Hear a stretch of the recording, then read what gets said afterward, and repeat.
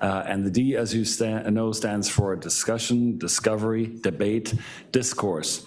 Today marks a very special date. We have the Scoliosis Research Society here in town in Seattle, and it's a phenomenal occasion to have the leading minds in the world in terms of spinal deformity here all together. And in fact, we have the great privilege of having Dr. Darren Louis here as our guest speaker today. He's going to be introduced by his former fellowship mentor, who is also here. We have Dr. Bishop here, Dr. Ken Chung, who is a CO in the Shenzhen Hospital of the University of Hong Kong. We have I'll introduce him later, Dr. Kwan. We have multiple visitors here, and it's very cool. And this is going to be a real trial by fire for our fellows. We have, as always, 4 case presentations before the main hit will come, the oligometastatic spinal cancer pathway that Dr. Louis from St. George's in London will present in a short while. Without much further ado, I'll get out of the way. And our first presenter is Dr. Gautam Rao. He's one of our excellent spine fellows, and he's here from the University of South Florida. And I'm happy to say that his family and the team survived Tampa and the recent hurricane. And we have 1.5 cases from you, Gautam. Good morning, everyone. Let me just pull up see if it's this one here. Perfect.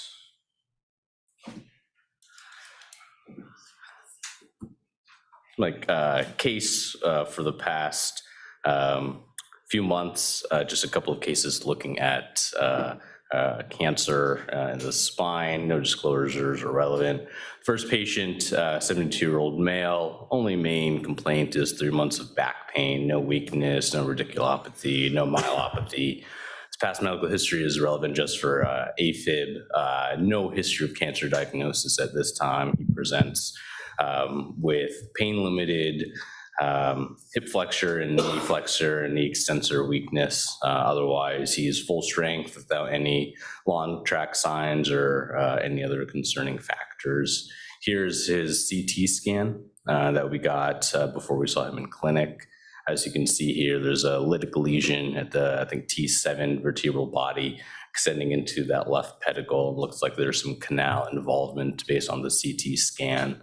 No other vertebral body, at least in the thoracic spine, seems to have been lit up. And here's the MRI kind of confirming the images on the left. You have a T2 axial showing the canal compromise, as well as on the right, a post-GAD sagittal. This is just one of the slices looking more in the middle, but you can tell that that lesion is contrast enhancing. Unfortunately, no other lesions in his neurologic axis have any contrast enhancement. So we did a corpectomy at that site with screws above and below, cross connectors for stability, and we also added cement in order to augment the vertebral body given its lytic nature. We did at that time a costotransversectomy posterior approach in order to gain access to the vertebral body and to place our cage effectively without injuring the spinal cord. And his SIN score was a 13, leading towards more of a surgical intervention. So great initiation. Did we totally overkill this? Who wants to take the first microphone? I mean, this is a round cell lesion. The patient is mildly myelopathic. It's an isolated lesion. It's an extremely active person. Did we overshoot this? Should we have done something simpler? Who wants to take a microphone first? Well, as far as the do you want to go back again? The presentation was great. I just want to see a bit more workup prior to jumping to the surgical slide. I know you guys have obviously got it, but for your presentation, I'd like to see a bit more of that. You know, what did the CT tap show? What was the PSA? What other workups did you have before you went down the surgical route? So he had an actual oncologic workup, a full oncologic workup, and again, we had a strong suspicion this is a round cell lesion. Okay. Treatable based on a biopsy. Biopsy, yeah, based on biopsy, based on lab tests. Yeah. He had the usual run through, and again, this guy was substantially pained, couldn't function anymore. Yeah. And again, not a bad dislocation. We rated him as a SINS 13. Let me ask you this: SINS, is this widely known? Professor Chung from Hong Kong. should we use the SIN score? We use the SIN score here. Is that a decision? Kenny uses the SIN score. Do you want to take, Dr. Kwan, do you want to? He can remember what it is. Yes, so we have adapted the SIN score and also the algorithm from for looking at spinal metastases. So, I mean, to me, this is not, this is a, she has pain and also the CT shows as lytic. So I think it's reasonable to stabilize this with a 3-column fixation.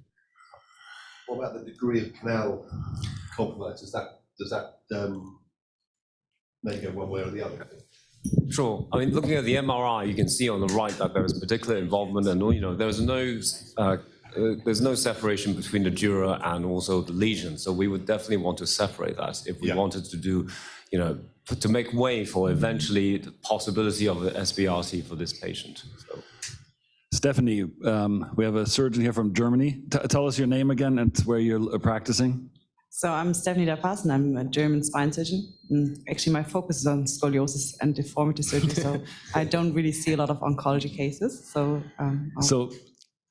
we did surgery on him. What about kyphoplasty? What about just filling this defect, kind of sucking out some of that tumor and just filling this up with cement? I didn't see a standing X-ray. Do you have a standing X-ray? CT, can you show the CT again? CT. But do we have a standing X-ray? No. No, we don't. Nah. No, you don't. Nah.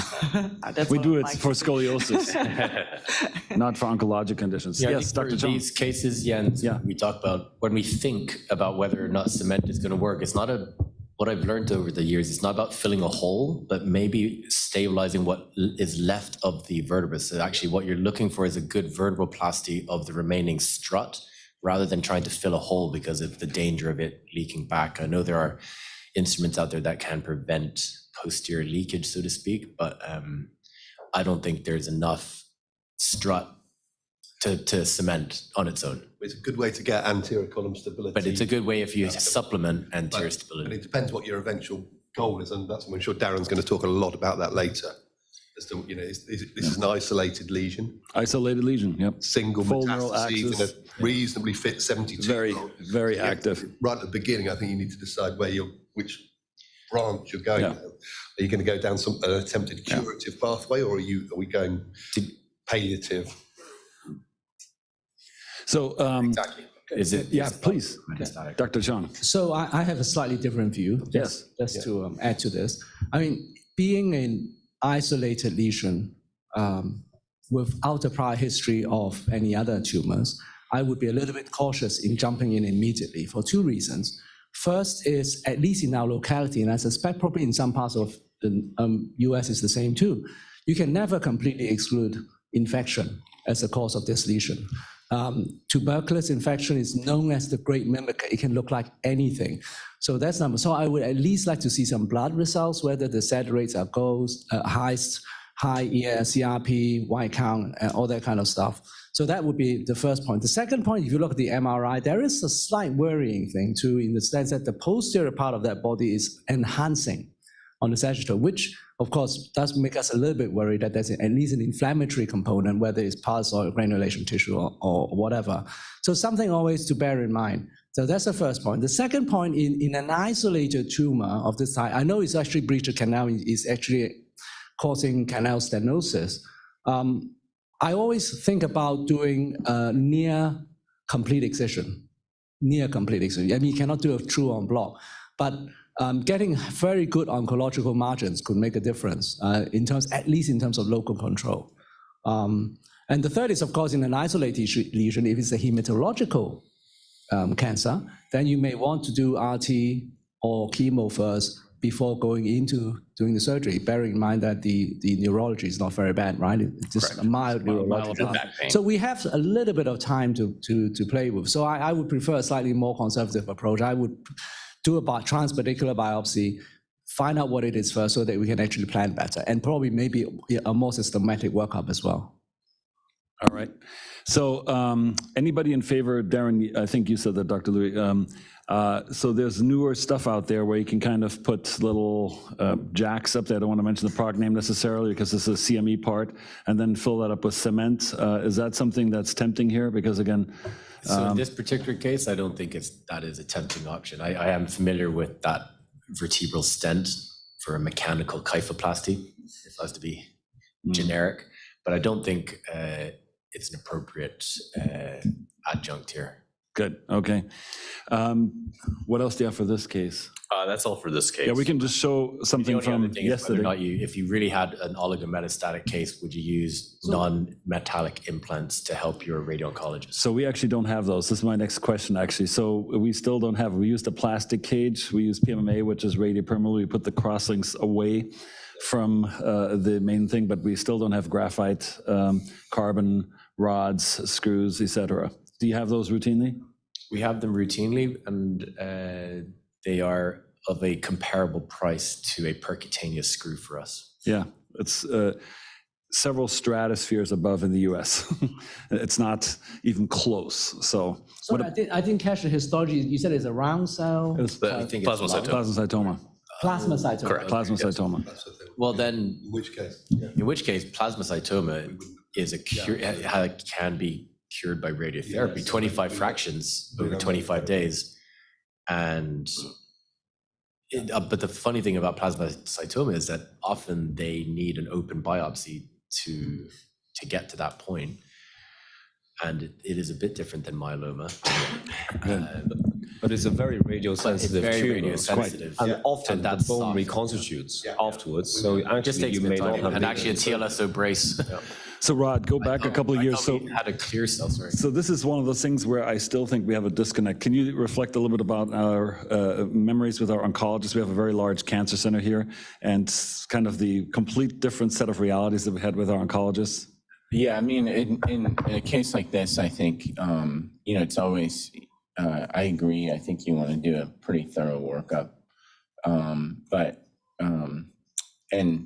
You can use whatever SINs or whatever you want to do. But I think, again, I'm sure it's the same way for you guys, but they don't necessarily always look at structural stability, myelopathy. They just sort of like, we need a tissue diagnosis.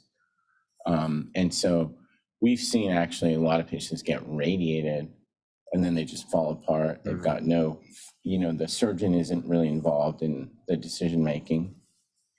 And so that's one end of the spectrum. And so I think it's good to have sort of this collaborative environment where, the oncologists weigh in, the radiation therapists weigh in. Otherwise, I think what ends up happening, which we see a lot in our community, just everyone gets blasted with radiation. Yeah. And then it's only after they fall apart, then they go, okay, go see the surgeon now. So the paper to follow on this is written by Tim Bishop. He's a co-author on Sean Malloy's paper in 2015 in the British Journal of Hematology, which looks at the algorithm for how to treat the abnormal neurology and the normal neurology hematological cancers. And his big thing is probably the only genuine indication to operate on a hemonc is if there's bony canal compromise on the CT scan, because almost always it's so radiosensitive that if you put them in a brace, and even put them on bed rest while they get their radiotherapy first and foremost, they'll all end up okay, and the radiation is better than any surgery we can do. And the other thing is it delays their treatment. That surgery delayed their treatment by 4 to 6 weeks to let the wound heal. 3 weeks, yeah. But yeah. So would you have operated on this or not? No, not if it was a plasmacytoma or myeloma, we would have, I think we must be operating on a very, very tiny number of those now. It would have been on the 10 case where they years, couldn't five get the years ago, we were biopsy. operating on, we'd have seen this and we'd have done exactly what you But you said have it done, wasn't because It looks myelopathic. alarming. It looks alarming, but as Ken said, you've got no hard neurological signs. You've just got localized pain. So you've got time to work it up as much as you can with a biopsy. Because again, as Darren says, it responds really well.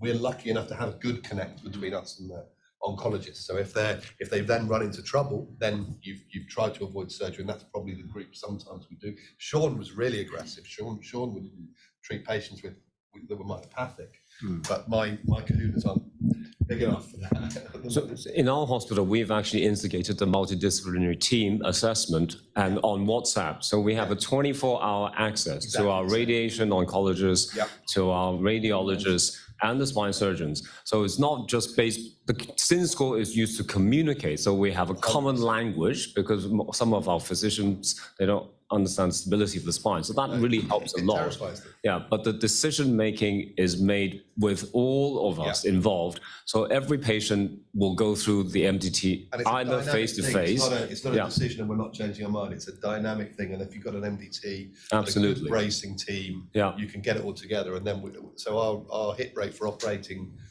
on these sort of cancers is virtually zero now.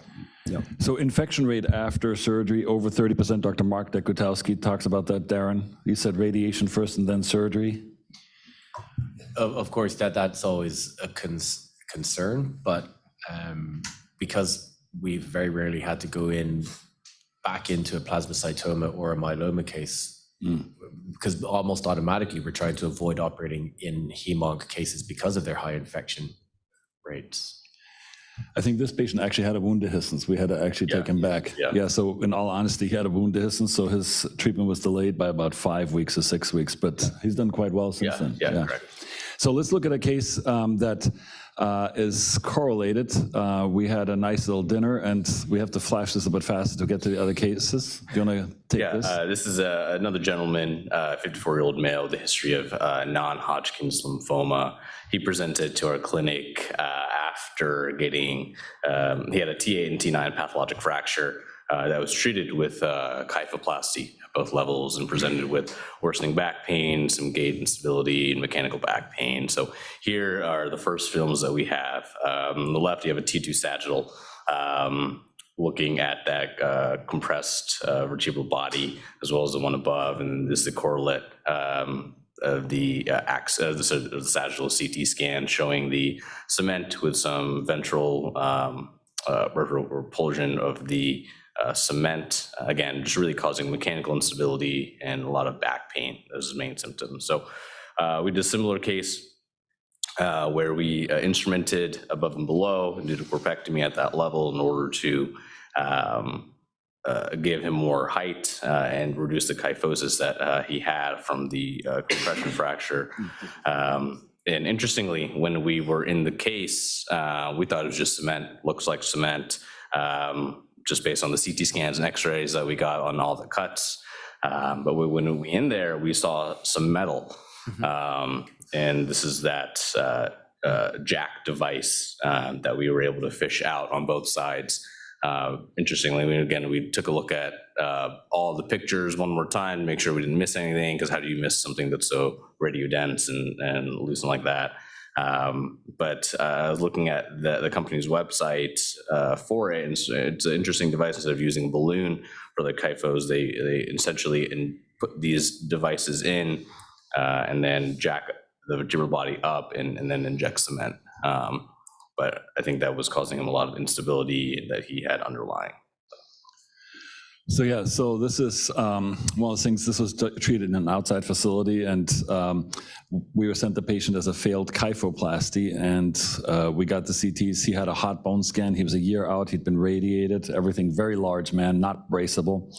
And he had failed everything. I put him into a brace. We did ablations. He was considered disease-free now, which is obviously relative, in remission. But he was, and he's a air traffic controller. He has a nice job, so he wanted to go back. He's a linebacker, huge guy, bigger than you, Tim. And there's not many out there. And so we converted him to surgery, lo and behold. And again, this was this. Is this a common device? Is there a benefit for this kind of? Professor Chung, would you, as CEO of your hospital, allow this kind of a jack device? We don't want to mention the product name directly, to be used. I don't know the evidence in terms of its efficacy. I don't know that information well enough, but I certainly have come across it. I can certainly make comments about the construct as a whole. There are several things to me that I don't like about what's been done. The first is that the spine jack, the concept is fine. It's a spine tube, you go in, you elevate it. but the surface area of the jack is very small. So you can imagine that in porotic bone, where you have such a small surface area, therefore the loading over those is very high, and that's the risk of failure is high. Okay, you of course, here you supplement that with cement. And I don't know what kind of cement, I presume it's methyl methacrylate, kind of a vertebroplasty type of cement.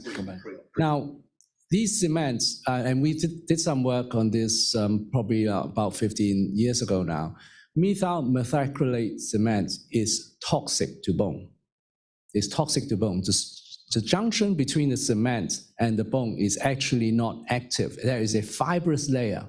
The joint replacement surgeons know this. There's a fibrous layer between the bone and the cement, so they never really completely interdigitate. And if you really want them to interdigitate, you have to inject a lot of cement volume so that you force the cement out into this. And of course, in tumor cases, in porotic cases, you don't really want to be injecting large volumes. So I actually now more and more see failures from vertebroplasty, kyphoplasty, because of a relatively small volume of cement and various kind of devices that may or may not work to try and jack up the body. So that's my general comment. I worry about these. Yeah, here they're becoming far more popular again. There was a huge surge in the beginning, then our government dropped the reimbursement dramatically and they went down. And now there's actually evidence that osteoporotic fractures, which we're inundated with in this area here due to the poor sunlight, now they're sky rising and they're actually getting done very aggressively. In neoplasia, I still see it as an adjuvant, but this was going, the patient was just done yesterday. How's he doing? He's doing great this morning. I Pain's think better. he's kind of unlucky, this guy.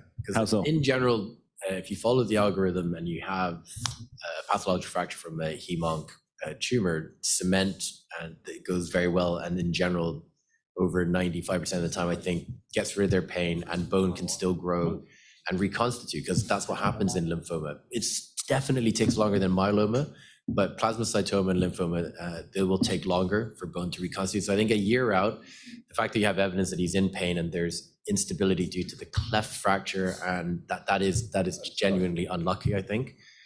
I have experience with the vertebral stent, and I actually don't use it as a jack. I actually use it because I find that whatever way the biomechanics work, it allows the cement to go forward and sideways and fills the front and sideways, the anterior column, very, very effectively, and it takes a long time before the cement starts to push backwards. Whereas the balloon creates a space, it goes forward and then kicks back very quickly if there's a defect. So I actually quite like it, but for all hematological stuff, what I was taught is it's almost always a unipedicular approach, so you're coming in quite convergent. It gives you an opportunity to always come back on the right side, because I stand on the left in general. And because they're almost always hollow, you get a very good fill of cement just from a unilateral approach. Great comments. So thanks for this. Let's go on to case number 2. Thank you, Gautam. And who's number 2? Dr. Patel? I thought we had said Patel. So Neil Patel is a neurosurgical colleague. So Dr. Dekutowski is in the chat room, and he says, the Bilski-Rose study regarding post-radiation bone necrosis and collapse. Any thoughts on that, Dr. Bishop? It's basically post-radiation, 40% fracture rate after radiation. 5% are clinically relevant. Yeah. So here we do probably operate more because we are more worried about infections after radiation, and we're more worried about secondary collapse, and then we have a compromised host. But we may be probably the other way around. Yeah. I think I'd say 100% for the hematological malignancy. We really try not to operate on that at all. Darren runs a service where we liaise with our hematologists, and we would, in conjunction with them, in a gap in treatment, perhaps use cement for the ongoing high pain level lesions. Often those are nice and lytic, so they've got an intact wall and you can fill those quite effectively to prevent collapse and a cured patient with a significant deformity. Quick shout out to our friends around the world. It's very cool to see you all here from literally all continents. So thank you for joining us today on this exciting day. And Dr. Neil Patel has a case. Yes, sir. So my case is about a 68-year-old lady who presented with progressive backache and inability to walk and mobilize. She had a history of renal cell carcinoma that was with left nephrectomy done 20 years ago, and she was felt to be disease-free since. She had actually presented to an orthopedic colleague of ours with hip pain 4 months before presenting to us, and he had given her some steroid shots in the hip, which hadn't helped. So when we saw her, she got admitted, and she had some knee flexor weakness and knee extensor weakness, and the plantar flexor dorsiflexion, EHL, also little weak, and inability to mobilize. No pertinent, other pertinent labs were present, and no pathologic reflexes. That's her MRI, and you can kind of see there's the bilateral pedicle involvement. What do we rate her as a SINS score? Do you remember that? There's a SINS table somewhere in the chart. Yeah, I think we rated her. I think 11. 11 or 10 or 11, yeah. something like that. So it's that indeterminate thing, which is one of my criticisms. Kenny, so you use the SINS score, evidently. The indeterminate thing is way too big for me. What do you think? I mean, it's just like everything's indeterminate almost. I mean, the SINS score, to be honest, is more useful for our physician colleagues. I mean, I always still look at the standing X-ray if possible, and also the CT to look at all the columns to see if, from our spine standpoint, whether it's a structural, unstable situation or not. But certainly for this case, this is a 20-year disease-free patient. So in my mind, we'd still have to do a complete workup to make sure that this is not a second primary, which sometimes we do see. So we need to get a biopsy, especially with this exceptionally good neurological status at the moment. We have time to wait. So we want definitely a full workup first. Including a tissue basis. Yeah, definitely a biopsy and also staging. So you may want to, re-scan him with a PET to make sure that this is really an isolated lesion, because it will have a bearing on our decision in the future. So she ended up getting CT, chest, abdomen, pelvis, and she did have some pulmonary nodules. Otherwise, the CT and MRI with and without contrast of the whole neuroaxis was negative, except this L3 lesion.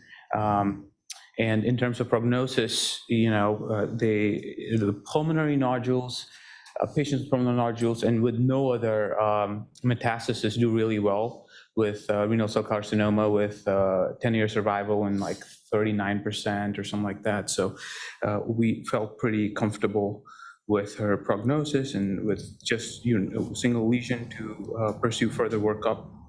So we have an annual tumor course. Dr. Oskuin has had this for multiple years, and we would love to have you virtually or in person engage next year. But we discuss this all the time. We did not get a biopsy. I take responsibility. This patient was in agony and could not mobilize. Yeah. We put her on steroids, IV steroids, and we gave her a brace. And this is an accountant. She's a very diligent person. And so we did an embo, and our colleague, Dr. Akshal Patel, we're blessed with an amazing interventional neurosurgical service right here in this building. And having surgeons do IR is a different ballgame. They're amazing. So this is what he managed to do. Neil, do you want to editorialize a little bit about what we see here? Yeah, so we have bilateral segmental artery. So I put left and right up here, and you can see a nice blush feeding the adjacent area and tumor with bilateral segmental arteries. So those two are a catheter in the arteries, and then the last is post-embo with the onyx inside the arteries, and that's really opaque there, so you can see that. So we actually, go ahead. So this is, we staged it in 2 stages. We wanted to do a short segment fusion, so we wanted to kind of pursue cement augmentation at levels above and below to hold the screws better, give better surface area, and then I also want to point out here with the absence of kidney on the left side there, and this will become relevant for our stage 2. So just there. So that's pre-op CT scan, and this is post-op CT scan, and adjacent to it is the X-rays. But again, you can see nice kind of corpectomy with cement augmentation of these screws. And you did this case with me, right? Yes. How much blood loss do we have from our posterior thing? Not much. for exposure, almost 0, and then after corpectomy was 150. Yeah. Yep. So the embolization by our partner, Akshal Patel, was phenomenal. And I mean, it literally was dry, and we had the usual fireworks when we engaged the onyx. But it was actually totally anticlimactic. It was I'd like to do every case with onyx. But so now we have a large cavity in the front, and we had talked about doing dual cages from the back to be nerve preserving, to have largest. We've done these dual cage, expandable cages. But we're blessed with one of the 3 godfathers of far lateral surgery. I don't want to use the product name.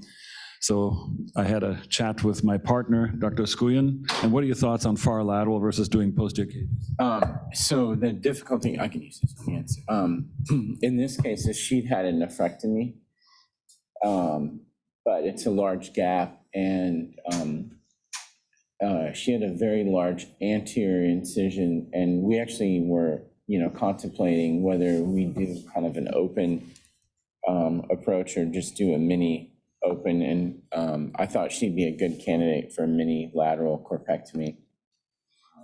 But again, with the previous history of having, you have to be careful because you can get retroperitoneal scarring, and the approach can be a little bit dicey at L3, L4, just because of the plexus. But we've done a lot of these, and they actually do very well. And having Jens do the corpectomy from the back just makes it so much easier. So that's what we talked to her about and ended up doing. And we actually, I think, Neil, you were there for this, or was it Gavin? Yes, Davis was there. Oh, Davis. You can actually, I found the plexus femoral nerve, and we just went anterior to it.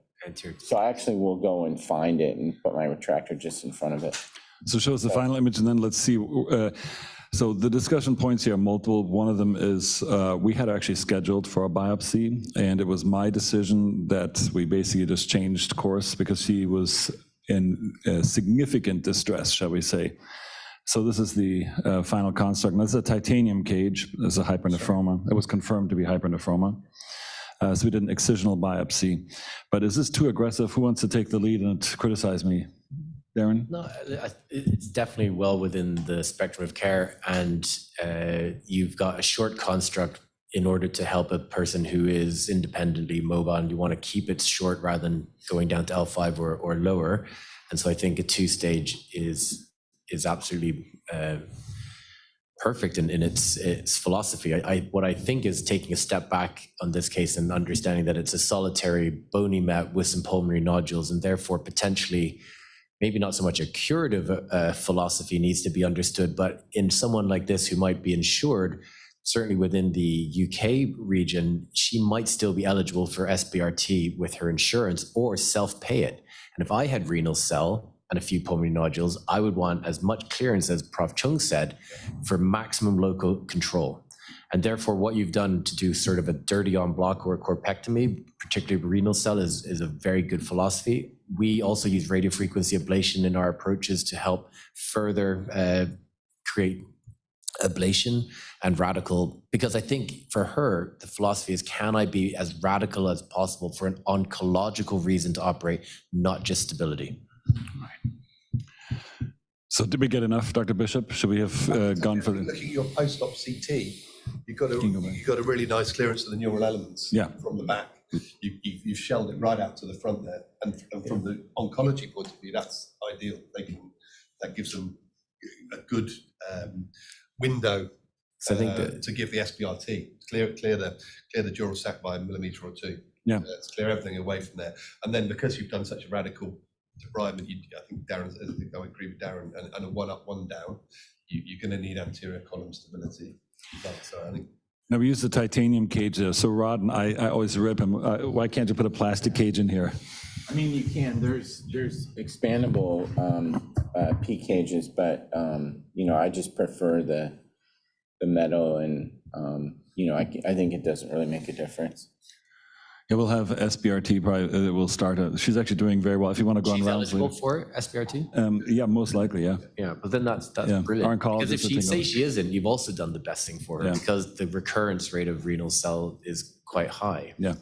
No, she's a candidate for our oncologist. I've seen her. If you want to go on rounds at 8 o'clock, we can go see her. She's a week out now, and she's, I think, leaving today, so she's mobile again. She did have hip flexion weakness and knee extension weakness on the side of the plexus, and we've actually published on that, but I'm not sure why, because Rod is amazingly slick with those cages. We try to make his life easier by doing the corpectomy as much as possible from the back and have a clearance. And one thing that I always point out to the fellows is we like to cut off the PLL in the healthy vertebra above and below, so we have a complete epidural clearance, so no metastatic creep. Neil, any insights from yourself? No, I think interestingly, I was looking at a new publication about, postoperative embolization in renal cell carcinoma mets, and this is published in 2022, and they said that they had non-significant blood loss, but I don't think that's, because this goes from 3 liters to 4 liters, and that's a big change, although they published, so this was interesting to me, but. We don't And they didn't do a corpectomy, but, with all this, it makes sense, so. Certainly for palliative care, we don't embolize, but if we're planning a total en bloc for these kind of cases, we definitely will routinely do a preoperative embolization. I mean, it may not help, not sure about the science or the statistics of the paper, but certainly from my experience, when you're actually dissecting it out and also taking the epidural tumor, that makes a lot of difference, I think. Yeah. Now let's go for a slant on the lesions. Thank you, Neil, good job. Dr. Don David Davis III, I'm not making that up, also known as D3. D3 is going to talk about, for an old man's brain, this is, I need acronyms like D3 to keep that straight. It's gonna show us a change of pace a little bit in terms of the oncologic disease problem. Yes. Wait, you have Anderson up. Is that by intent? This is Brian Anderson. Nope. Are you Brian Anderson? No. I am not. You're D3. I introduced you as D3. That would have been. Are you impressed? I caught that. That would have been. I would have been confused. If you want Dr. Anderson, where's Dr. We got That's it. That's me. Okay, here, solitary lesion. A solitary lesion. All right. No relevant disclosure. So this patient was a 60-year-old female with a past medical history of necrotizing cutaneous vasculitis from 3 years prior. She'd been on high-dose steroids for a long time, known osteoporosis. And her primary care provider obtained advanced imaging upon presenting with increasing back pain and found this lesion as T6 along with this AO appears to be type 3 of indeterminate age at T8. Here is an MRI of the MRI of the lesion as well, which gives you an axial profile on the right, which shows you how significant it is, as well as the canal compromise on the sagittal T2 and the STIR images. She was reporting subjective intermittent numbness and weakness to the left leg as well as the right leg, and significant mid-back pain that was radiating around to her abdomen. But she did have a normal sensory exam on her initial evaluation and demonstrated 5 out of 5 strength consistently. She did at one point have a note of hyperreflexia in the patellar reflexes. We had a presumptive biopsy of plasmacytoma. It wasn't, as we mentioned, alluded to earlier, we really need an open biopsy to confirm, but sufficiently, we got a presumptive diagnosis of plasmacytoma, and her most recent DEXA scan was 2.8, although looking at the Hounsfield units, it was possibly even more than that in the spine at the levels above and below. And then her SENS instability score varied between 13 and 14 in the medical chart. She was discussed by the tumor board, and the decision was made in conjunction with the oncologist that the spine would be addressed first prior to any further intervention. So the plan for her was to go back. If we can stop here. So if we're going back to the pre-op study, so we have, yes, sir. We have 3 problems here. We have a new lesion with some cord compression. And again, Mark Dekotowski texted again, Mark, you're on fire today. Thank you for all your comments. But anything above T8 is not really immobilizable with a TLSO. She has a pre-existing kyphosis from what looks like an osteopenic insufficiency fracture 2 levels below with a substantial kyphosis. And she has severe osteopenia, which is probably worse than the last DEXA scan. She's not really been treated on osteoblastic medications or osteogenic medications. Fosamax. She was on Fosamax, so yes, an anti-resorptive agent. And so here we have a deformity, which we're not deformity surgery focused here, but we have a lot of problems to deal with. So Tim, any thoughts? If you go to this, you saw a glimpse of what we did.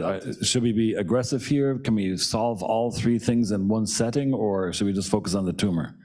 Personally, I would focus on the tumor. And as a plasmacytoma, radiosensitive, I would treat that and see where you are. Because the other temptation, and we've had a glimpse into the future, is to try and address everything at once. Then that becomes really a very major undertaking to address all the problems at once. So personally, I think I'd have started with a more conservative approach. Treat this with your oncologist with radiotherapy and see where the patient ended up. So focal treatment. She has got significant. She's 70? She's early 60s at this time. She's a researcher. She's a research PhD. Pretty active and wanting to do stuff. So neuroscience researcher. And I think that leaves you with options later on, potentially. Yes, you've got an irradiated field to deal with, but so it's a tricky one. How low would you go? Her deformity is not due to the tumor. Her It's deformity is due long-standing, to sure. previous degenerative Yes. disease. You don't need to go and fix that now. It's not your job to do that necessarily. The tumor is the most important thing to treat. Absolutely. So how low, in practical terms, how high, how low would you go? This is a very badly osteoporotic patient. You saw what we did, but yeah. I'm inclined to, again, treat as conservative as possible. I would have liked to see a CT to prove that there's no bony canal compromise. A bit like Kenny said earlier. And there isn't. It's all soft tissue. And there's a Soft tissue. front. So it's only soft tissue. And so she would. And You would radiate it? She's just got radiate dish it at the and front. watch. She's fused at the front. She's almost Kenny fused. said when he was talking about the sin score would be quite high here. Because But you wouldn't use a sin score in a hematological disease. you wouldn't, anyway. and it's got a strut at the front, which is what Kenny was saying, is that surgically you think actually she's got an intact anterior column here, providing some support. And you know it's a tumor that's going to respond pretty well to radiotherapy most of the time. And I would do that first and then see. I take your point that the And TLS the bones actually reconstitute. Absolutely. Reconstitute. You just need to wait. You just need to be patient. Yeah, and you wait, just and need to you'll be see- patient. You'll see bone reform Yeah, in that they vertebra will when it reconstitute. responds to radiotherapy. because she does have a curative solution to her disease. Plasmacytoma is curative with radiotherapy. If you can Because- just Exactly. have to the your big point, balls where to would you wait start, it where out you'll finish. and Then you and start hold getting fire. into the, shall I go 2 above, 2 below? You perhaps don't like the look of your finishing in the kyphosis at the bottom.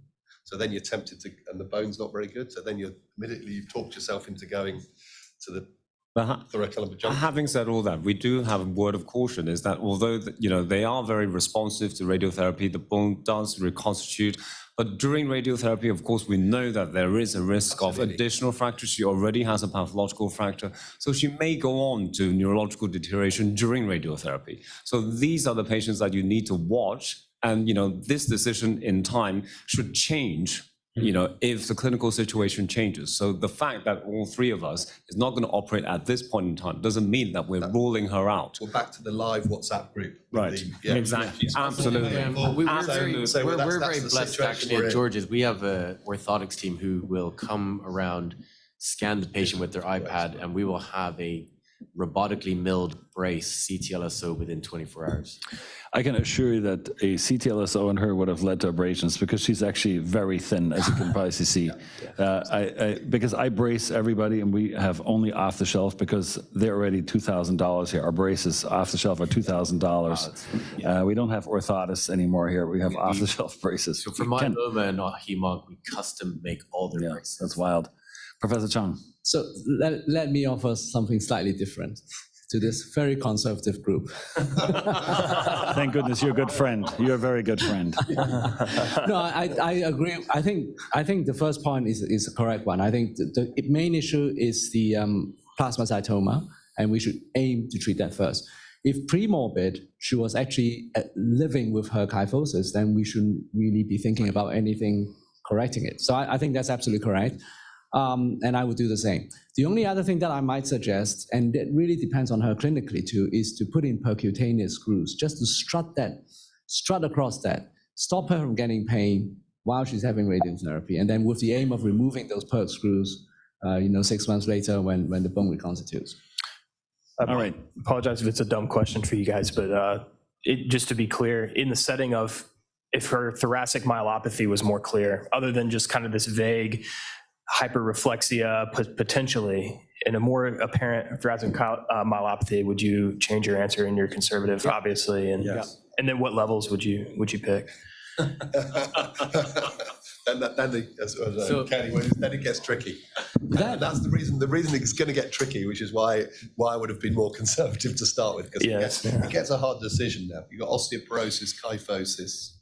There are several. If you go back to the MRI, if she has more severe myelopathy, there's another concern there, and you can see that the cord is very thinly stretched over the rounded lower portion of the kyphosis. So you don't, what happened at T8, is that right? Yes, sir, T8. What happened at T8 may be just the thing that tipped off the overall neurology. I mean, she may be suffering from myelomalasic changes and was just about to go off her feet, and then with that collapse and then that little bit extra. So if she has myelopathy, it's a much more difficult issue to address. And we also know, particularly from the days when we were treating severe TB kyphoses, 30 years later, these cords are sick. Even if you correct the cords, they can remain sick, or even sicker. They can actually go off the feet. And then, so that's a different issue that we have to be aware of. But certainly, if there is a sick cord there on top of a compressive lesion, you may want to correct that kyphosis and decompress the whole area. So this one was done by the books. This was run through the tumor board, was biopsied. We had everything by the books. She was an inpatient, I think, for, I don't know, about a week or so.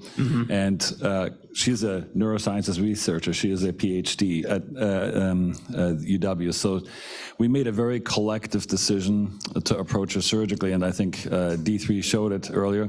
So we decided to treat the tumor first. We did a deformity correction with an IDO, and we used adjacent segment LIV-1 and LIV cement infiltration. Yes, that's exactly right. So these are her immediate post-operative images.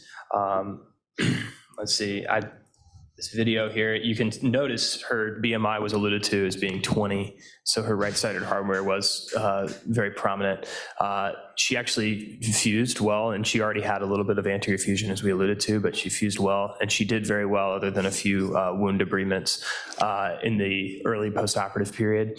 Back there is Dr. Gottlieb. He's a plastic surgeon. So full disclosure, we had a wound dehiscence, and the percutaneous rods, one of those rods actually started coming out, despite having a very nice fixation. And I did it open, but and we have a very nice closure, four-layered closure that Dr. Gottlieb taught us. But despite that, we had 2 or 3 wound dehiscences that Dr. Gottlieb was so nice to help us with fascial advancements. But she's how many years out now? 3 years? This was 3 or 4 years out. 4 years out. Yeah. She's an extremely grateful patient, and she still is very anxious. She's coming back for regular follow-ups, but she was quite happy. So I know this was very aggressive, but this is a case where we went in with seeing eyes very carefully. So, but we did a deformity correction at the same time with an IDO. You have a nice juxtaposition. We did that one first, and then we resected the tumor. So IDO, intradiscal osteotomy. Any thoughts from your end? No, I think it was a great discussion. I appreciated you guys' perspective on that. Thank you. Great. Thank you. Last 10 minutes, Dr. Brian Anderson is something that... I'm going to pass through my... Okay. Dr. Brian Anderson is going to talk about something that our colleagues from Hong Kong are going to be very familiar with. I'm giving it away a little bit here, but we actually have a fair bit of this particular disease here, and I'd love to hear your thoughts on what we're doing over-aggressively or not. Dr. Brian Anderson? Yeah, thank you for the introduction. I have no disclosures. All right, so this is a patient that's a 69-year-old male. He's non-English speaking. He's an immigrant to this country. Previously very active, independent. He is still employed full-time. Comes to the ED with 6 weeks of progressive atraumatic mid-back pain. He's got lower extremity weakness and left greater than right radic. He's currently unable to ambulate due to this profound weakness. He has no bowel or bladder issues, but he has been constipated for nearly a week. His exam shows he's got severe midline thoracic pain. to palpation. He's got diminished sensation and then profound weakness in the lower extremities. And you can see the motor score here to the right, which is combined of 52. He's got no prior history of back or spine surgery, back pain or spine surgery. His past medical history does include diabetes, which is fairly well controlled. Over the last few years, has been below 8. So on presentation to the ED, he's normocardic. He's got a decent blood pressure, but he's tachypnic. Inflammatory markers are markedly elevated. However, he's got a normal white count, no left shift. However, he does have eosinophilia, which is interesting. Blood cultures were obtained at that time, and then they started empiric antibiotics with vancomycin and cefepime. He does have imaging. The CT and MRI that was obtained in the ED showed a destructive T7, T8 lesion and invasion of the right T8 pedicle and right T8 rib. And he's got severe cord compression, which I'll show you in the next slide. Then we also did obtain cervical and lumbar studies. They showed no similar lesions.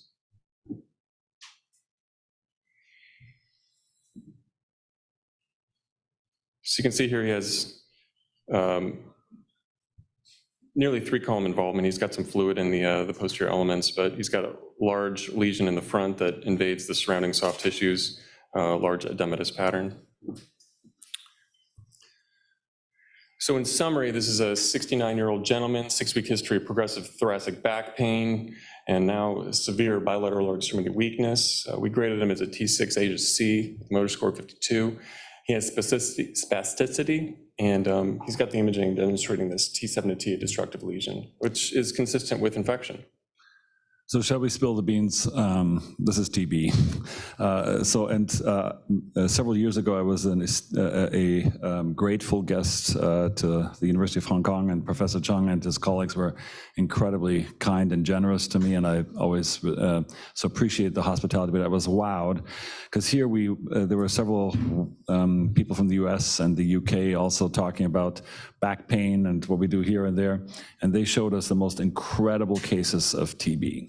And it was so humbling. It makes me so proud to be a spine surgeon, because this was really elemental and so fundamental. So this is TB. So what should we do here now? So assuming we did not know that at the time, we showed you the workup. We did not biopsy this patient.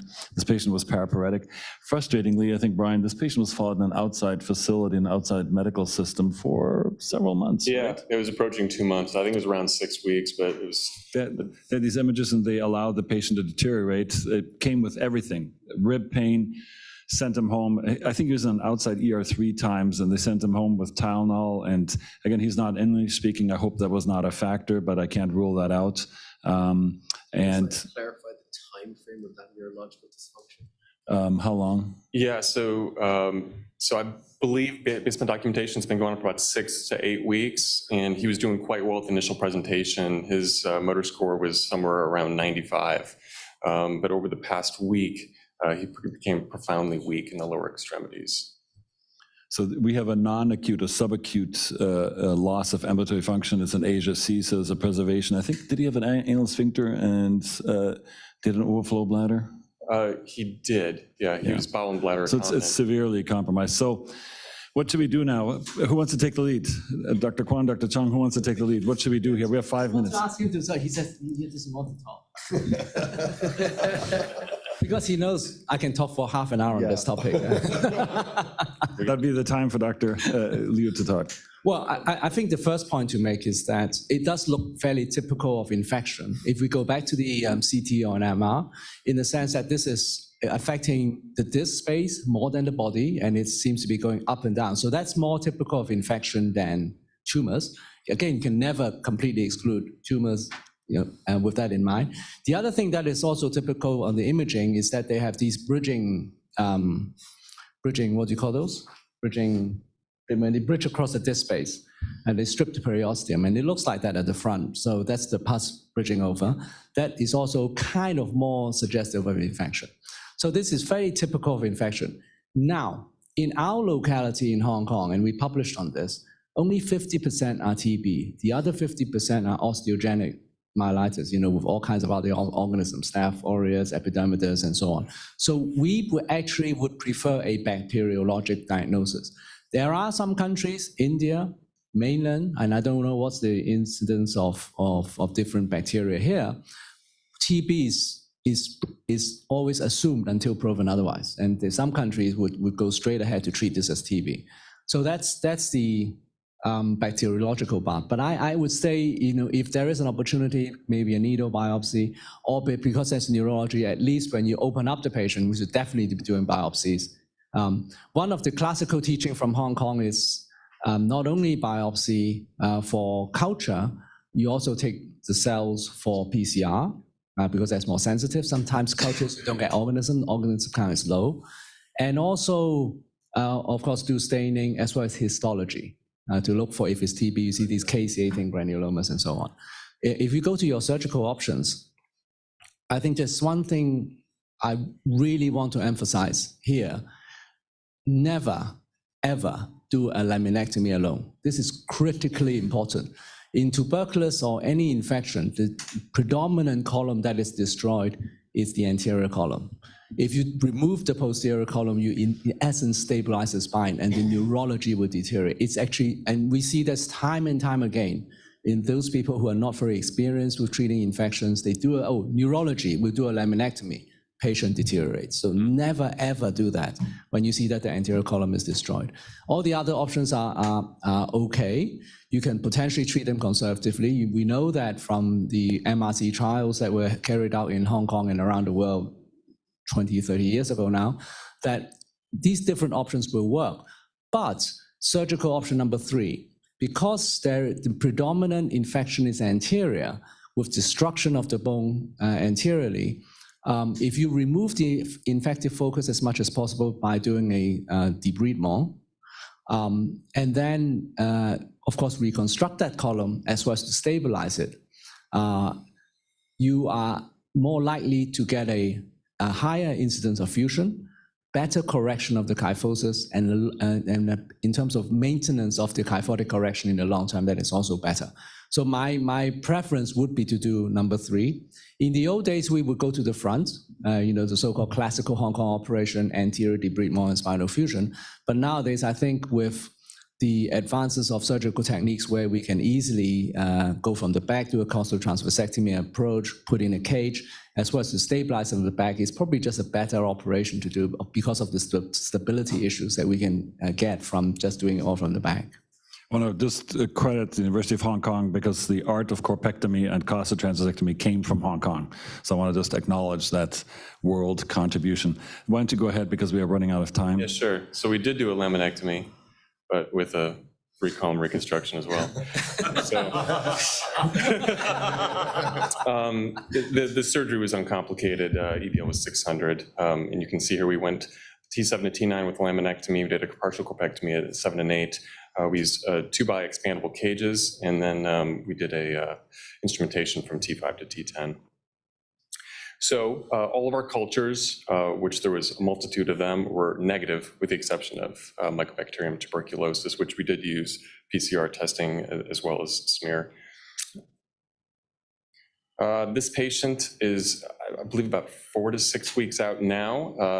So he still remains T6 HSC. However, his motor scores improved to 66, and that was based upon his exam on post-op day 9. Interestingly, no pulmonary foci, negative sputum cultures ×2, and he's now being treated with 9 months of RIPE and vitamin B6. It's just a paper. I don't know if we have time for me to go. Yeah, just very briefly. Yeah, sure. So this is just a recent paper, by recent I mean 2014, on spinal tuberculosis. Its incidence was interesting to me. It's quite low in active TB patients, and it's most common from immigrants from endemic areas and immunocompromised patients like HIV.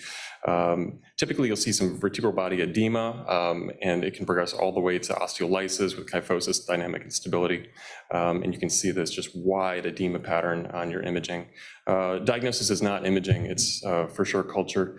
And the way that it's treated most commonly is non-surgically, and it's treated well. But those are in patients with stable spines that are amenable to bracing and can undergo that medical treatment. Surgical is relegated to 10 to 40% of patients who have a loss of sagittal alignment and have some neurologic issues that portend a poor outcome. For me, this is, if you go back, something that pervades almost all the cases we show today is something I call the facial expression test, FET. These patients are in agony. This is not being exaggerative. They have this apprehension on their face. You get them up, they get into this literally catastrophizing mode. And yes, we're a very anxious, Starbucks-fueled society here in Seattle. But regardless of the cultural backgrounds, this facial expression test is very gratifying because you can, if you come on rounds later, you can see this on the man that we just did yesterday with that failed Jack device. The facial expression totally changes. And this was a very grateful patient. And it was pretty amazing to see, although he didn't speak English, he was immediately grateful after surgery and tougher than nails. I mean, we did a pretty big surgery on him and he was just happy. And before that, he was laying there with his legs literally triggering, and that almost like within a day or two stopped, and he was just so happy about this. So that's the nice thing about surgery. But I want to again acknowledge our colleagues from Hong Kong who have totally changed our view and shown us how humbling and how grateful we can be to be spine surgeons. It's difficult. We don't have all the answers, but especially in TB care, this is a very big deal because when there are patients who have that, that's a very challenging task. And yes, I have to get another blood test today. I got a reminder. We keep getting tested out of the wazoo. We have about two, right, Rod? About 2 TB cases a year here. Yeah, we don't have that many. It's not that common. But yeah, we always think about it here. And we have a very large multicultural society here. And we have it about twice a year from what I gathered.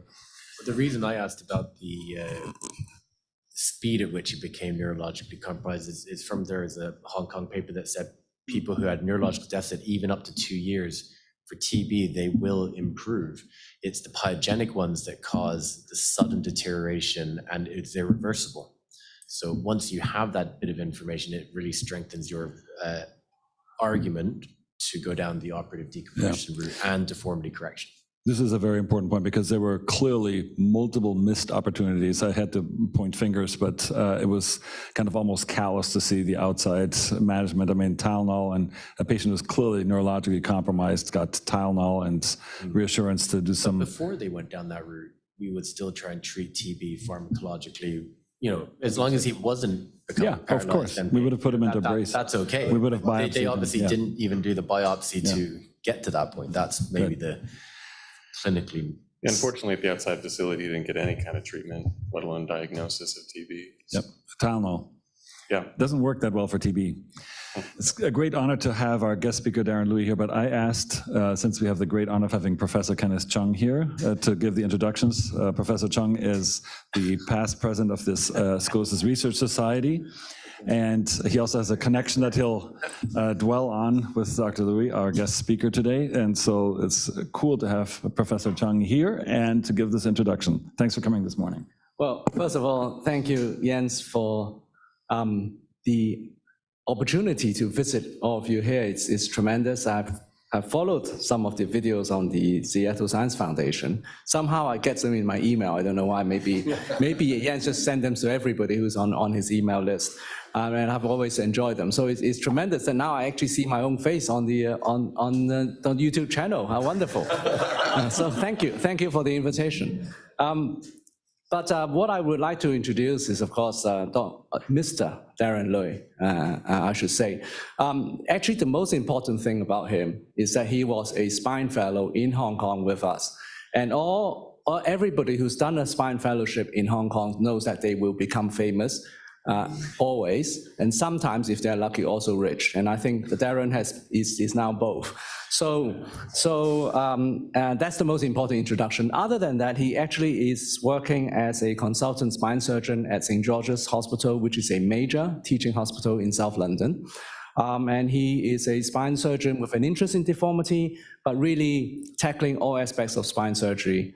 And one thing that I really enjoy following Darren's career over the years is he has many ideas. He's innovative in his approach. And, he's really a bright spark in the spine world. And I think as you listen to him today, I think you will all feel that too. So I think without further ado, let's invite Mr. Louis to come up.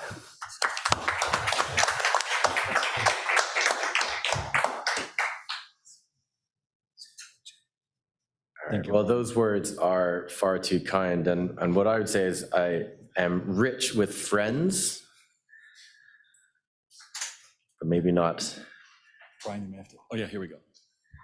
Honestly, thank you very much, Professor. It was such an honor to work in Hong Kong with you and Kenny. It's great to have some of my co-colleagues here, Tim Bishop, unfortunately Jason Bernard's not here. Honored today to speak to you about curative surgery for oligometastatic spinal disease, which is a little bit of a hobby horse because when I joined St. George's, we're very close to the Royal Marsden Hospital, which is a quaternary cancer center. So we get a lot of referrals of interesting cases. And these are some of my disclosures, which are mainly institutional rather than for myself per se. So St. George's Hospital London actually has two hospitals. Atkinson Morley Wing, which is an independent neurosurgical hospital, joined St. George's in 2003. You can see on the left bottom there, Dr. Hounsfield, who invented the CT scanner in the 60s, and one of your previous speakers, Henry Marsh, performing awake surgery. St. George's itself used to be opposite Buckingham Palace, and then they moved the hospital to this greenfield site in Tooting, and we would welcome all of you one day to come and visit us. But as it is a large teaching hospital with about 1,600 beds. So the theme today is why, how, what, when. Why do we operate on the spine with metastatic disease? Also, how do you set up a spinal MSCC, MDT, and how do you run it? When do we operate on spinal metastases, and what reasons do we operate on oligometastases? So I didn't realize my mentor would be here, but I often start my talks with, I was taught very well in Hong Kong, and my professor, Chung, and Professor Look used to grill us on every ward round. Why are you operating on that spine?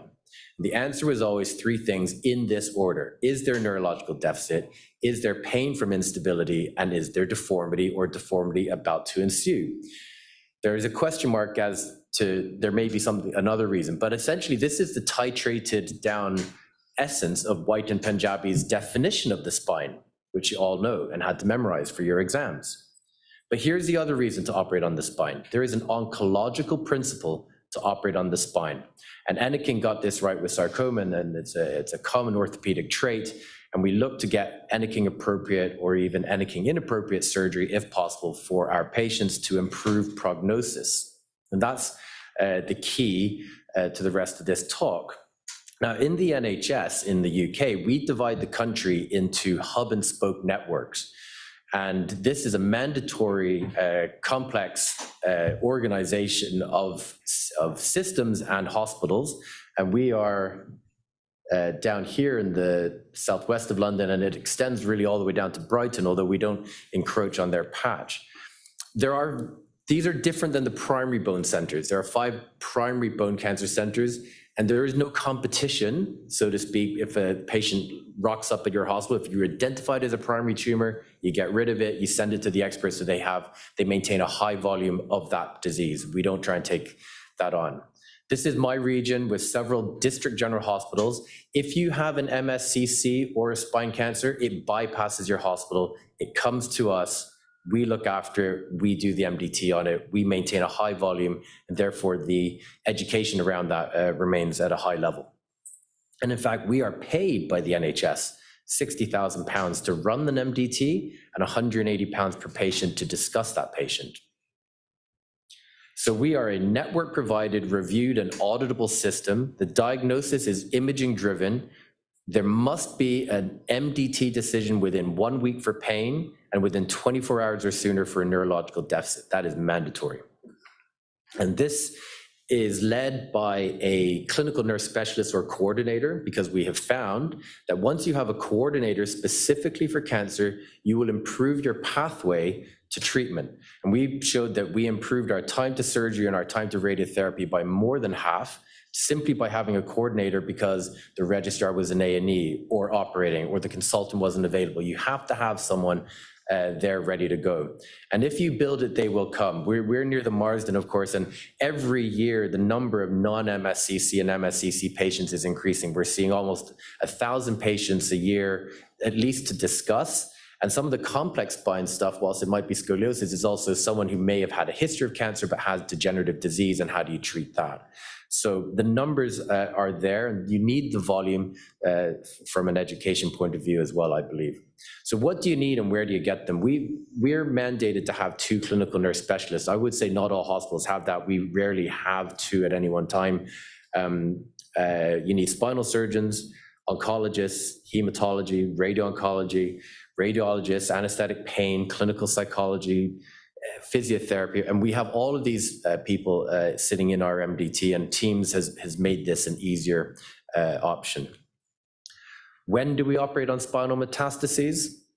Well, I really like this flow chart, which is quite a common flow chart, as you can see, but it takes us from the controversies of the 60s and 70s when thoracic laminectomy alone was performed all the way up to the current concepts of the NOMS algorithm. And I'm going to just go into this in a little bit more detail because I always think it's good to follow the evolution of things, which was a common way that in Hong Kong you were explained and answered because it started at the very beginning and ends up with now. So Gilbert's paper in 78 was instrumental in changing people from surgery to radiotherapy alone because the paper showed that 49% of radiotherapy alone patients did better for their ambulation. So all of a sudden it just wiped out for about 30 years people wanting to operate on spinal tumors. It wasn't until Patchell's paper in 2005 that we start to see that sea change again, where instrumentation of the spine preserved ambulation and continence as long as you did the radiotherapy with that versus radiotherapy alone. And so when we talk about why are we operating, this is for neurological deficit patients. This is a palliative reason to operate, not an oncological reason. And again, when should you operate? Well, we talked about the SIN score several times today. And this is often, as Professor Kwan said, it's to help non-surgeons understand stability. It's to understand that stability, or that part of the pain and instability sector of why we operate on patients, is thought about. But again, it's not an oncological reason. So then we have to go back to 1995 when Hellman and Weisselbaum defined oligometastatic disease. It is numerically defined as 1 to 3 metastatic deposits, but as we know in the literature, for example, 10 microscopic brain lesions is high oligometastatic from a volume point of view. So it's not always numerical. But the main point is that radical treatment of oligometastases or oligorecurrences can achieve complete local control or even cure in carefully selected cases. So the reasons that we operate are often associated with the Takahashi score or the revised one. And this I often find is in the flip side to the SINS, which is for non-surgeons to understand spine. This is for a spinal surgeon to understand pathology. And if you don't think about this, it's a good discipline, isn't it, to the way you think about the tumor that's coming in through A&E. And then what types of oligometastatic disease, or the morphology, is described by Tomita. And he also had a scoring system. And again, this is the era when they were truly thinking actually about an oncological reason to operate, not just performance status and not just neurology, instability, or deformity. And we know that from their paper, en bloc excision of primary tumors and metastases can improve prognosis. But is it worth it? Is en bloc resection of metastatic spinal tumors really worth it? And we know that there can be an associated with very high morbidity. So what has turned the world upside down? Well, it's the neurosurgeons inventing the gamma knife and the cyber knife. And so not to mention the trade names, apologies, but stereotactic ablative radiotherapy has changed the way we think. And we now can act as technicians to help a radical treatment, or offer radio-oncology first and foremost with no surgery, which is known as radiosurgery. Standalone radiosurgery could now obviate the need for a Tomita en bloc spondylectomy without any of the surgical morbidity. And as we'll see maybe in my presentation, there are some cases, of course, that might not cover that. We did a systematic review of radiosurgery patients without surgery, and we found that there was an 89% local control rate at 1 year. So pretty good when you have no surgical morbidity. More and more we're using the Bilski score. So radiosurgery is really good for Bilski 0, 1A, and 1B, but not for 1C, 2, and 3. I've had the honor of being on a webinar with Dr. Bilski and some of my UK colleagues, Jenny Sheriff and Marcin Siz, who works in Birmingham. And we can see from his seminal paper that they had a local progression rate of less than 5% when separation surgery was performed in 186 patients. And if they compared that to low-dose hypofractionated SRS, it went up to about 10%. And this is his NOMS framework, which many of you are familiar with, and we will use throughout the presentation. But the thing is, oligometastatic disease in all the other parts of the body are very aggressively treated. So you often wonder, are we really late to the ball game here? Your liver surgeons will take out liver metastases. Your pulmonary surgeons are going to do lots of pulmonary metastatectomies. General surgery is full of lists where people are just removing mets. And that's why I think we have to have this sea change and the change of vogue to be more aggressive with our metastatic lesions. Biology is dictating treatment. There's Jeremy Reynolds from Oxford, and you can see that you can adapt your NOM score very specifically once you understand the genetics to every different tumor. But it means that we as spinal surgeons can never really understand what's going on, because we're not the colorectal surgeon who knows everything about colorectal cancer. We're on the opposite end. We would have to sit on everybody's MDT, which we cannot do. So we pick up the pieces. So far, we've discussed, it's really important to establish an MDT and a network and get the high volume of cases so that everybody becomes familiar with the process. We understand the basic tenets of why we operate on the spine, neurology, pain, and deformity. But above all, if you're prognostically fit and there's a high disease burden, you might need palliative patchal type surgery. But if you have oligometastatic disease, it now demands more scrutiny. So the second part of my talk is really about what are these options. So in effect, you should, if you have that patient with neurology in A&E, you shouldn't be thinking straight away, can I preserve ambulation? You should be thinking, should I do an en bloc and actually radically change this patient's prognosis? I'm not saying you should do the en bloc. I'm just saying you need to think, because that's the very top level thing you can do. And then it goes down that sieve. Okay, maybe a dirty en bloc or a corpectomy, as Boriani likes to say. Then there's separation surgery with SBRT, or even VMRT and IMRT, which is just using old style radiation in a more modern way. Transpedicular radiofrequency ablation, radiosurgery, or even next generation proton and carbon ion mass things. So I'm going to take you through a few of our cases from St. George's, and we're going to talk about the role of tamitas in the era of SBRT and oligometastatic spinal disease. So we have a 41-year-old mother of 3. She had an excision of a lipoma. And then she had a recurrence of this lipoma on her shoulder, and it unfortunately turned out to be a pleomorphic liposarcoma. She then had an en bloc resection of that under surveillance, but then one day in around 2019 or 2018, she developed left leg sciatica and was discovered with this metastatic sarcoma met, solitary met. So we know from Tamita's paper, he didn't really recommend doing tamitas below L2 because you have to sacrifice a nerve root and it starts to get pretty difficult. But this lady has very few choices because, as many of you are aware, the principles of sarcoma surgery should be Enneking principles. And if you agitate a sarcoma, you will aggravate and accelerate the disease potentially. And metastatic disease for sarcoma, I think, remains a challenging decision process. I showed this case to Stefano Boriani, and he said one thing and other people said another thing. You could ask lots of surgeons what they would do. Bilski would have said, well, you know what, I think still just go for separation surgery. The morbidity is huge.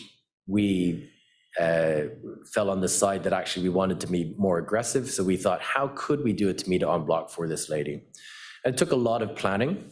And the surgery probably took around 24 hours over 3 stages.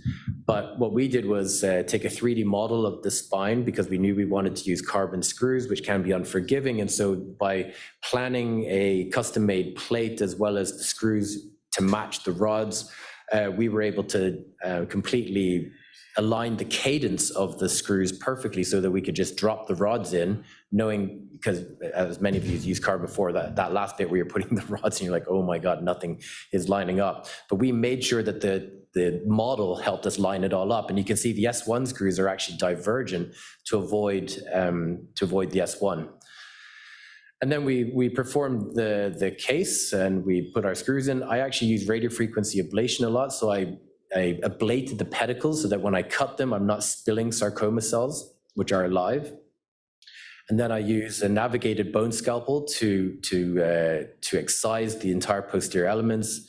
I worked with my neurosurgeons to make sure that we had complete separation of the tumor from the dural sac and nerves. We did have to sacrifice the L5 nerve root on one side.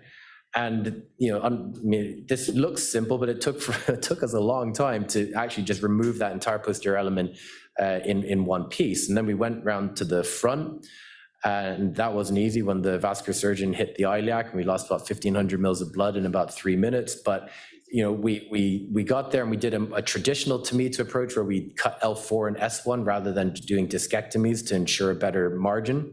Here's the en bloc of L5 from an L4 to S1 cut with the nerve root, which you can see on the left.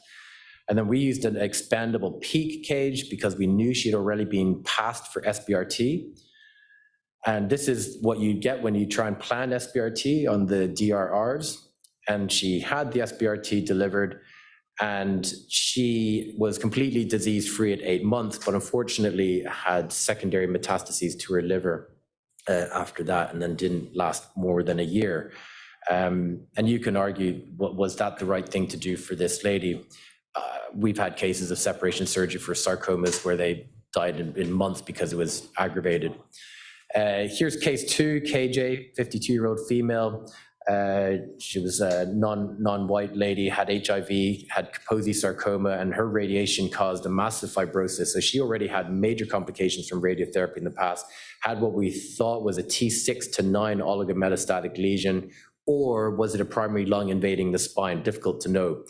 Spinal cord effacement, but no neurological deficit. And there is the tumor at 6, 7, and 8. You can see the PET scan lighting up with some nodes as well.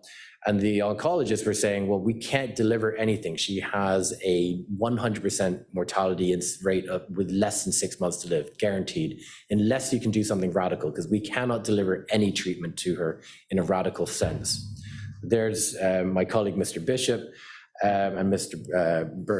Bishop and Bernard were there that day, and we worked with our cardiothoracic surgeons who resected the soft tissue lung part, and we did our thoracic Tomita cuts at that time. And then we did the second stage Tomita from the back. In this case, we're using titanium. And you can see in the green, that's the piece of lung stuck to the spine from the front, an expandable titanium cage.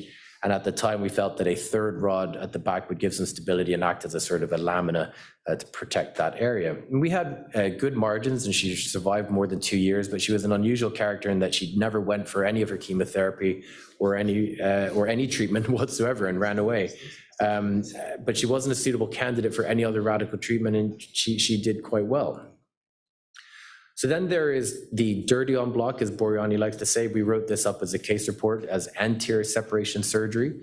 So when you have 1C, 2, or 3, you may need to do more. So this is a young lady with metachronous breast CA at T1. So you can see the lesion here on the CT scan. It's quite lytic. And if you were to try to perform separation surgery from the back in that traditional sense, you're left with quite bulky metalwork in the cervical thoracic junction. It's not that nice. It's a lady who will have a scar there and lumpy metalwork. And as you know, the muscles get atrophied. It's not always the nicest thing. So it's not an easy area to put pedicle screws in, at 6 and 7 and 3 and 4. So our concept in this case was that she's fit enough to have separation surgery, but we're going to do it from the front. And that means we're going to use a carbon cage at the front. And they do have some small titanium screws, but this is a custom-made cage for her vertebral height. And she had basically as big a corpectomy as possible, a complete piecemeal wide local excision of everything that you could see. And at 2 years, she is completely disease-free. She has metachronous disease and completely disease-free at 1 year in this scan, but even up to last year when I followed her up, she was still disease-free. And that's because, not from my surgery, because she had SBRT. Let's just clarify that. So then what about separation surgery in its more traditional sense that Bilski described? These are for 1Cs, 2s, and 3s. Well, maybe not so much the 3s, but here's a 61-year-old barrister who had known prostate and previous nephrectomy for renal cell. He had 2 weeks of pain in his right upper leg. And here we can see a lytic lesion at T11.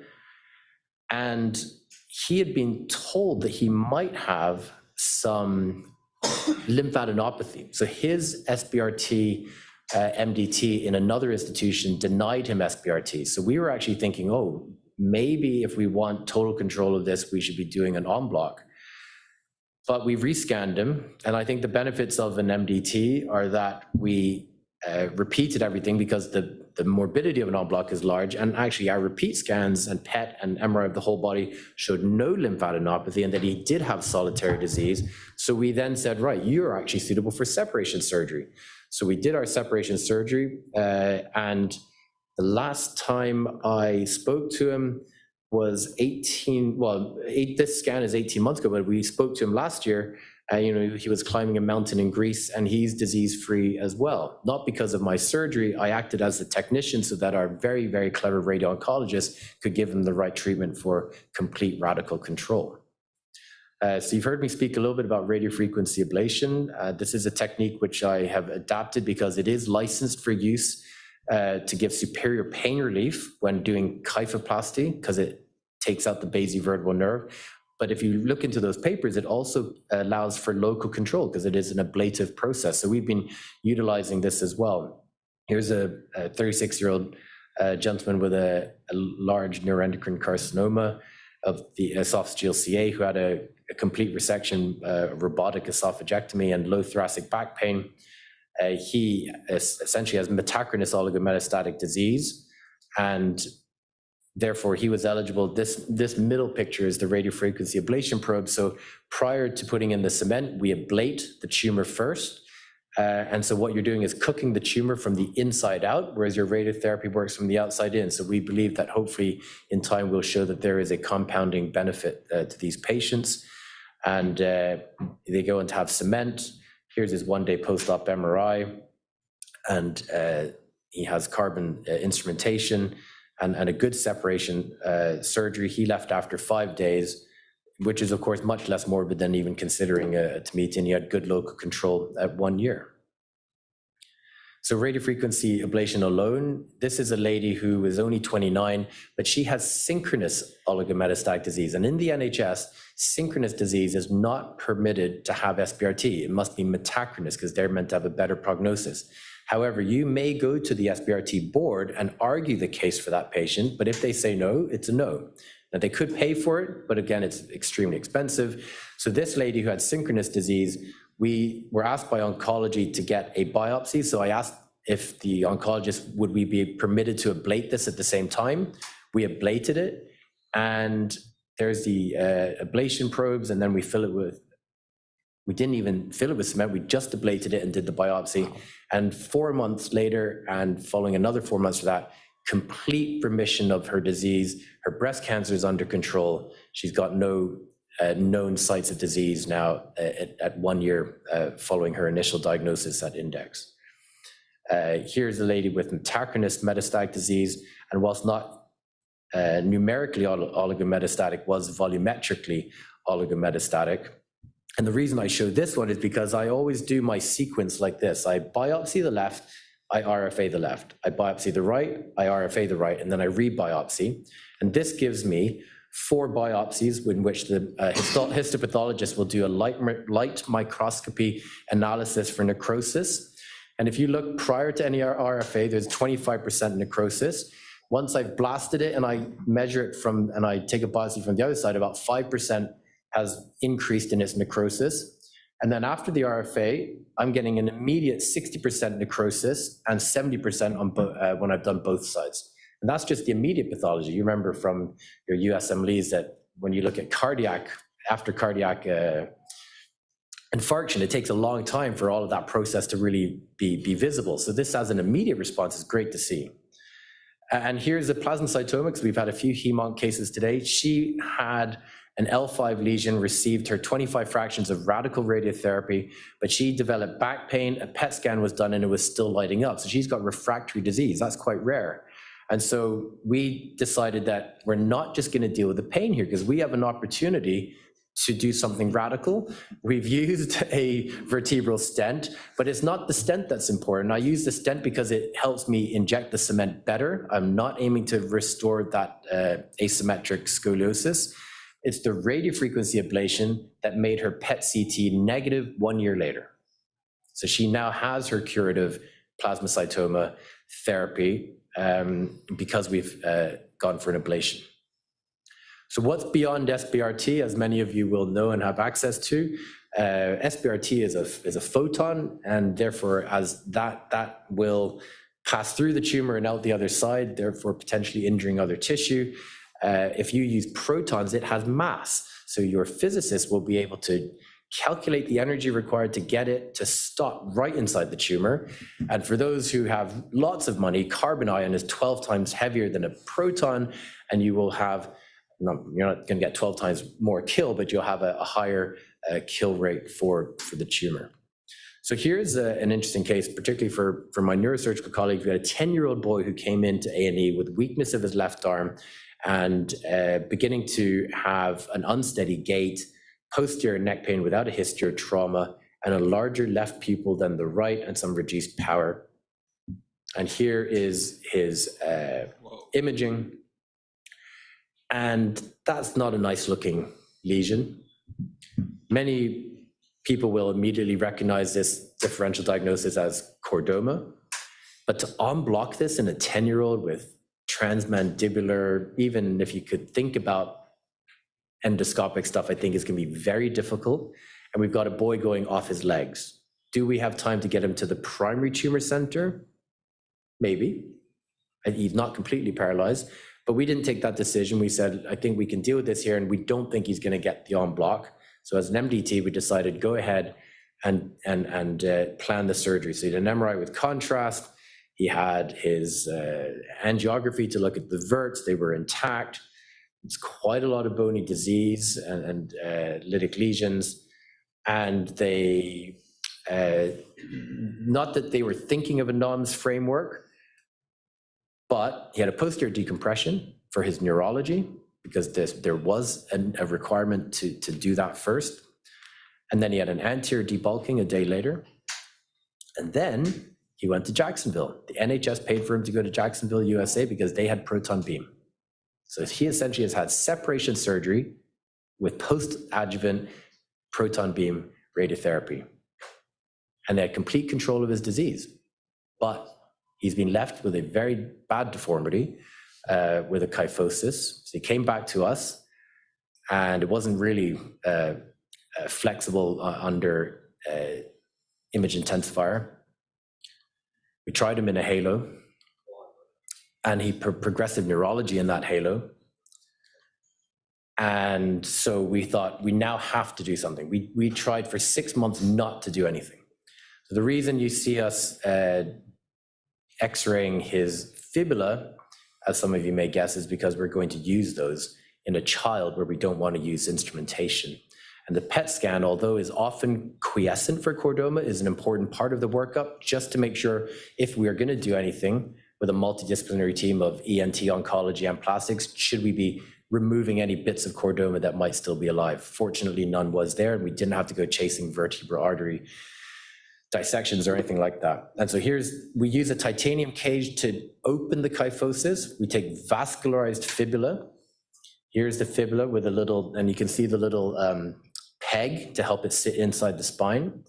We then get our plastic, there you can see the cage used to expand the kyphosis, kind of like a jack while we're waiting all this, like for the several hours that our plastic surgeons are under the microscope with this. And then we plumb that in. I have to say at this stage, Mr. Bernard was wondering, should we use the physeal end of the fibula so it grows with the child? Anyway, we weren't that brave. And there we've plugged it in. You can see it plumbed in. And there he is immediately post-op with his fibula. So we have a non-metallic way to survey his, there is a need to survey him constantly with MRI. And here he is at 2 years follow-up. And last year when I spoke to him, he was doing great. We've had a great integration of that. So chordoma separation surgery and post-adjuvant proton beam works. Just be careful of the deformity if you're in the cervical region. So our results when I developed the oligometastatic pathway is that we have now put 79 patients through our pathway since 2017 to 2022. And it's purely because we recognize it and we actively seek it out. You don't know how many times someone just refers us a patient and didn't remember to tell us, by the way, it's a solitary MET, or we haven't worked it up. We just saw this and we're worried about the SIN score. You've got to go back to your principles of thinking, is there an oncological reason for a way for me to help this patient? So of those treated surgically, we've had en bloc, separation surgery, RFA, some SBRT alone, some IMRT alone, and some of the patients sometimes maybe only had cement, but we recognized post-operatively that they were oligometastatic, and then they had some treatment after that. So here's the types of tumors that we're seeing, which I think is fairly consistent with what everyone else sees. A good splattering of renal, breast, sarcoma is an important one there, and higher maybe than other reviews, because sarcoma is the one where you really do need to think about en bloc, or if you're going to try separation surgery, you have to be really, really careful with it. We've had a couple of these primary invasions from thymus and lung, and they have to be treated as if they're oligometastatic or sort of like a primary tumor, because your primary tumor center isn't necessarily going to want to take that on because they don't have the ENT or the cardiothoracic surgeon to do that classic en bloc only of the spine. It has to have the other specialties. And our local recurrence is 0% at 1 year, and for those who we have data, 0% at 2 years. And whilst and there's no deaths at 2 years, but the en blocs, of course, there are some deaths at 1 year, but the rest of them have survived very well. We use a mixture of carbon and titanium. So separation surgery or en bloc spondylectomy for oligometastatic disease can be effective and deliver oncological control with either titanium or carbon implants.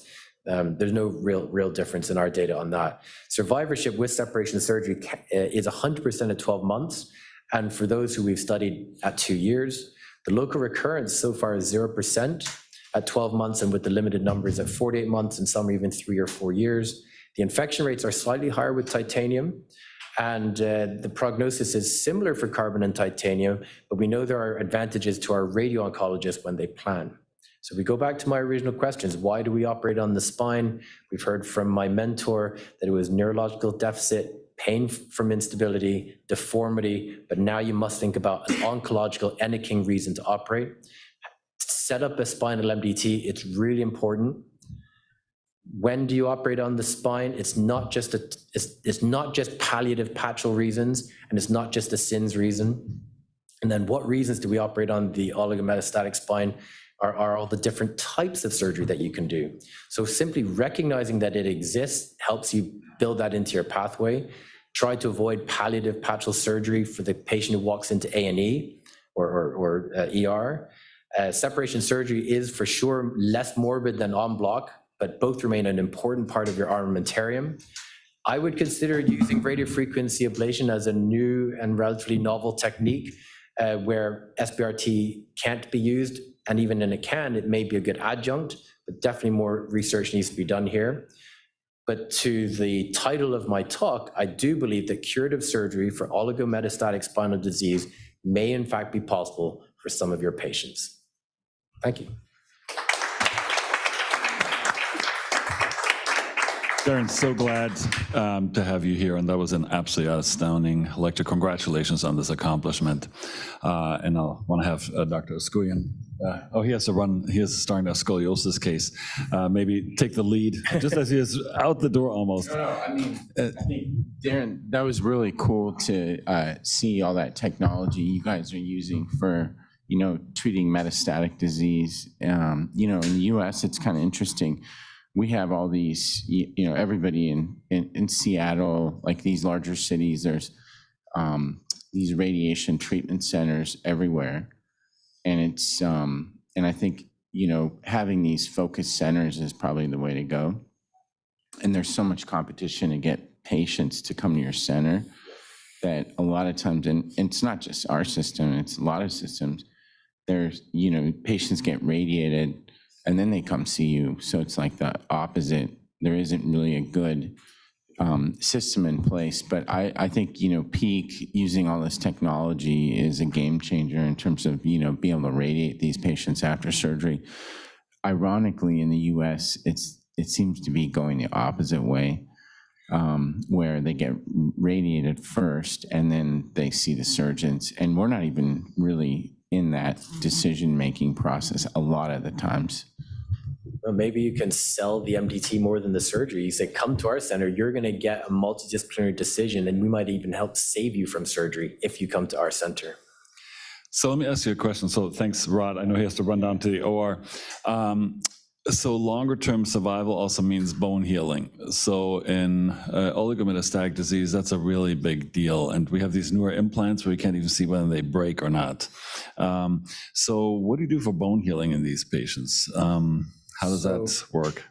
I agree. Because we think they're going to live, we hope that they will fuse. We have yet to study that. I remember doing a little review with Professor Chung, because one patient I remember having had bone graft, then it became infected because it had the radiotherapy. So that's probably not the way to go.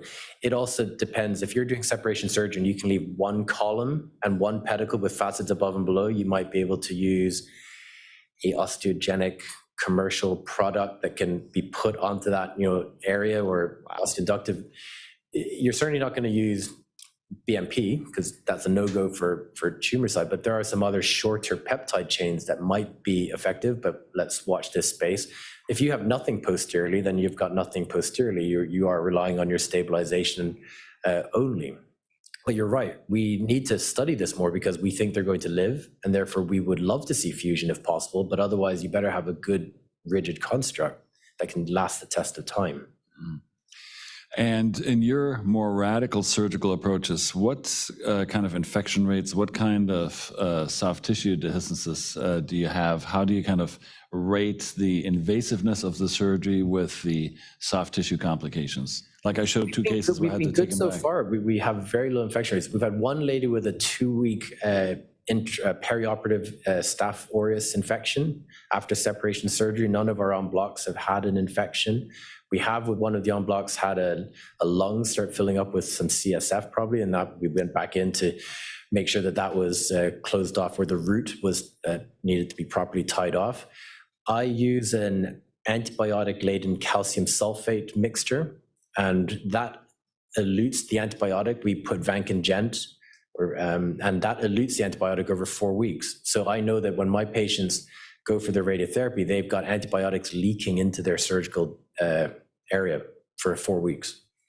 And I don't want to hog the questions, but I have one more burning question. So in my lifetime now, the single biggest breakthrough of oncologic care has been immunotherapies.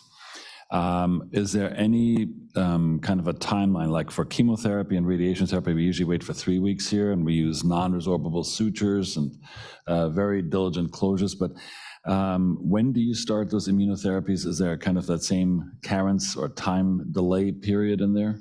We try to have a similar philosophy, and we're guided by our oncologists. For myeloma, for example, if I had to do a kyphoplasty, I do it during their 1-week break. They're usually on 4, off 1, on 4, off 1.